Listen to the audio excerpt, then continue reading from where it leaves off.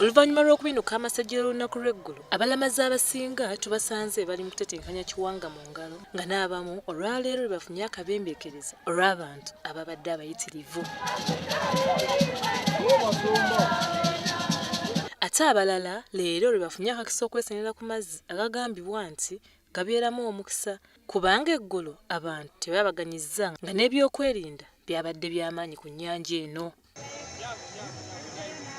Baatuyisizza bubi nga batugaana okusena amazzi. Naye saategedde ate nga buli muntu alamaga ayagala agende n'amazzi.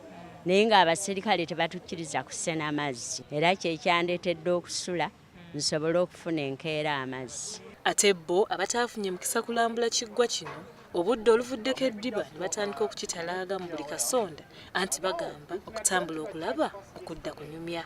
Sanze buzibu bwonna. Nebaza Mukama kubanga ekifo kirungi mu mbeera yaakyo, saafunye muntu antawaanya, nebase bulungi n'okulya ng'oyagadde nalidde mu ssente zange, naye kyo kirungi okulabirako. Nafunye awo okutuula era nabadde kumpi n'olutimba olwabadde luweereza.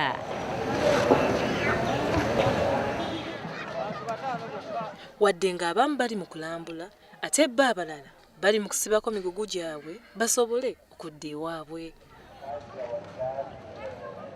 Naye nno nga bulijjo, abamu ku balamazi bano tebamanyi wa kutandikira kubanga baava wala ate nga kati tebalina ntambula ebazzaayo.